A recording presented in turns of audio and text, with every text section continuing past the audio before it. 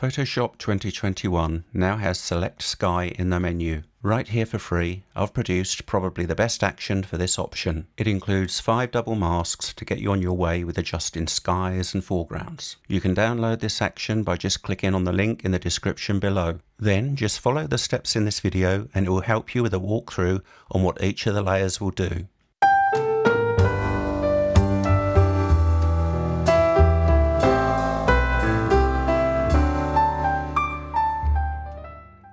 Once you've downloaded the action from my downloads, and as I said the link is in the description below, locate your actions palette, and if you can't see that then go over to Window. If you just locate the actions palette here, and then that should come up and be viewable. So I've got it as a little icon here, and what you need to do is go up to the little menu icon here and go down to Load Actions. So here it is under my downloads, but normally I'd download this into a separate actions folder under Photoshop. So we open that up and you will see it will come in as a folder here with a few of my other actions here. So you can either keep or delete those. You may want to just take this and put it into one of your own folders. So you can just click and drag. So I've got my shared actions up here. And if you don't want these, then you can just drag those to the bin. So here's the sky and foreground multi-adjust action, and just by running through it is the easiest way to describe this to you. So having that highlighted, have a suitable sky selection image open and just click play. That may take a few seconds just to run through, and once that's completed you will see there's a huge amount of data that it's going through. So like I said, if it takes a few seconds, then just bear with it. And it will open up a folder here called Sky and Foreground Adjustments. So if you just open that up, and you can see we have a curves adjustment, HSL, color balance, photo filters, and there's also black and white.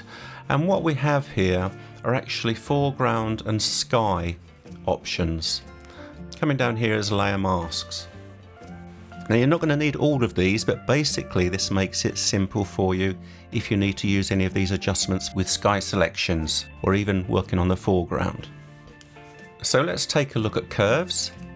The top ones are always the sky options, the bottom ones are the foreground options. So if we take a look at curves sky, and we can just double click on the icon and this brings the curves up. And now we're looking at mid to high tones here, so we're going to come up to the mid to high tones area and we can just darken that sky where we need it. And it's as simple as that. You might want to come over to the foreground, again double clicking, and we can maybe open up some of the darker areas there. Just turn that off and on just to check what you've done. And don't forget, as it's a mask, we can also use the brush tool if we want to. In fact, we'll show you that on the sky so you can see what I'm doing a lot easier. Make sure we're on the layer mask. So be on the keyboard or just come over to the brush icon. Now if I paint with black over here, we'll just swap that over. You can see I'm just taking away the effect on the mask there. You can see that's filled in there. So on all of these masks, make use of the brush tool if you want to actually just fine tune wherever the adjustment is going to happen. Let's turn those off. We're back to the original picture. We've got the same with HSL, so we can take a look at double clicking, and we've got the option of going through all the colours. So let's take a look at the cyans as we're on the sky. And you can see we can move the colour of that sky where we want it to, including the saturation as well. So that gives you an idea on that one. Same with the foreground. Let's just turn that off. Color balance, if you need to do something with color balance, and again you've got the option to do that.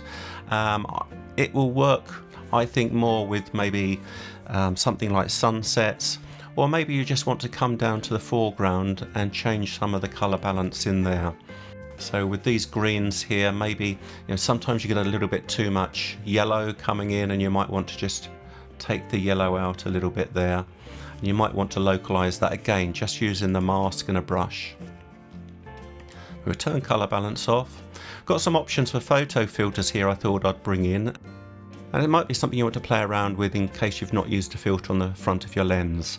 So let's give you an example here. Again, double clicking on the icon, and that brings up the filters here. And I think a lot of these, maybe going back to something like sunsets, you may want to just change some of the colors coming through on that. But this is quite a cool image. I don't really want to put a warming filter on it, but you might want to actually look at cooling it down just a little bit more. Again, just change the density if you wish. I am overdoing this here, so just so you can see what can be done with this. So let's turn photo filter off. Lastly, we've got black and white as well, so I've kept this as off like photo filter so it doesn't change your color image when the action first comes in. Let's turn that on, and straight away we've got black and white showing. Double click on the icon for the sky. And don't forget, you do have some presets here as well, but we're just going to work on the blues, so the cyans in particular. So this is where you can actually darken that sky down as well. Now do watch when you do this with black and white and using the color mix. So if you take this too far, particularly with a JPEG image, you're going to get some artifacts showing, some banding, and even with a 16-bit image like this one here, you can start to see some white fringing going on these edges here of the tree. I see that a lot in judging, so it usually means you've taken things a bit too far, and just dial that back up. We can always do some burning around here if you want things a little bit darker, or maybe put a gradient in, but just make sure you watch these edges when you're using the black and white sky options. Again, if we go over to the foreground here, and now we can look at what's going on with these colors. So we'll just turn this off, and we can see we're looking primarily at greens and some yellowy browns here. So let's turn that back on. We're looking at yellows and greens here. We can actually adjust those if we want to as well. There's not a lot happening with the greens. You just see it working in the shadows there.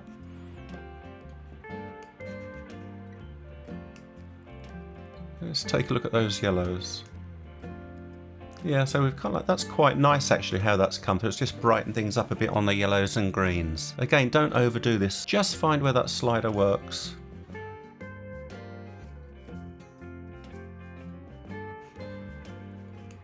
So I'm not saying that's by no means what I do with this image, but at least that's a good explanation of all of these options you have using the new Select Sky option in Photoshop 2021. I think it's probably about the best automatic action you'll find.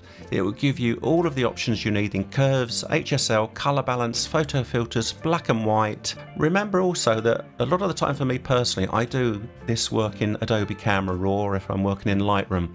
But if you're suddenly working in an image in Photoshop and you need to make these adjustments and you've got a sky to think about, I hope this comes in really, really handy for you.